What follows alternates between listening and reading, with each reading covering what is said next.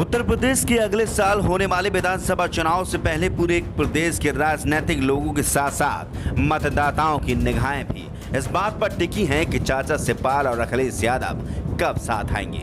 अब तो इंतजार करते करते जानकारों को यह डर भी सताने लगा है कि आखिरकार दोनों एक साथ आएंगे भी या नहीं, या फिर गठबंधन की बातें महज कयास ही बनकर रह जाएंगी।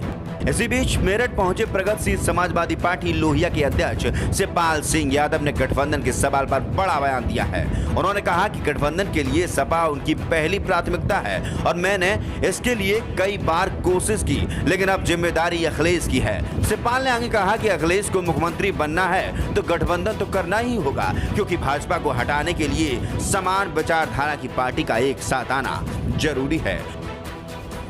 उनके इस बयान पर जानकार मानते हैं कि चाचा शिवपाल अपनी ओर से बार बार पहल करने के बावजूद सपा की ओर से कोई सकारात्मक जवाब नहीं पा रहे हैं और अब अगर उनका गठबंधन सपा के साथ नहीं हो सका तो है इसके लिए अखिलेश यादव को ही जिम्मेदार ठहराएंगे। इससे पहले इटावा में शिवपाल सिंह यादव ने कहा था कि 2022 में अगर हमारी उत्तर प्रदेश में सरकार बनती है तो किसानों और मुसलमानों को पूरा सम्मान मिलेगा।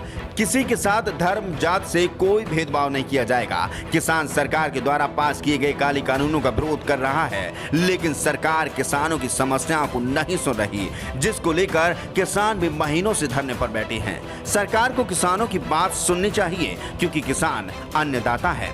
अलीगढ़ का नाम कल्याण सिंह के नाम पर रखने की बात पर उन्होंने कहा कि सरकार ने कोई नया काम नहीं किया है। जो भी निर्णय लिए गए हैं ना वह देश हित में है ना जनता के हित में, इसलिए हर तरह से प्रदेश और देश काफी पिछड़ चुका है, क्योंकि देश और प्रदेश की सरकार असफल है। शिवपाल यादव ने कहा कि केंद्र और प्रदेश की भाजपा सरकार ने जनता को भ्रष्टाचार, महंगाई और बेरोजगारी के सिवाय कुछ नहीं दिया। अगले विधानसभा चुनाव में अगर वो सत्ता में आए तो सभी को 300 यूनिट फ्री बिजली मिलेगी। स्नातक कर चुके युवाओं को रोजगार के लिए 5-5 लाख रुपए दिए जाएंगे। किसानों की बात करते हुए चाचा शिवपाल ने कहा कि 5 साल में प्रदेश सरकार ने गन्ना मूल्य में 1 रुपया की भी वृद्धि नहीं की। गन्ना भुगतान अटका पड़ा है। खाद, बीज, कृषि यंत्रों के दामों में वृद्धि हुई है।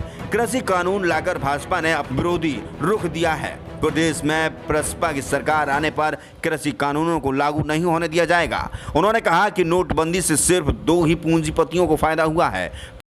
पिछले 5 साल में प्रदेश सबसे पीछे 25वें स्थान पर पहुंच गया है। चुनावी मूड में दिखे शिवपाल ने कहा कि सत्ता में आने पर सभी को निःशुल्क स्वास्थ्य सेवा मिलेगी। कोरोना काल में इलाज के नाम पर गरीब जनता को लूटा गया। उन्होंने आने वाले चुनाव में भाजपा को सबक सिखाने के लिए बसपा प्रत्याशी को जिताने का आह्वान किया है।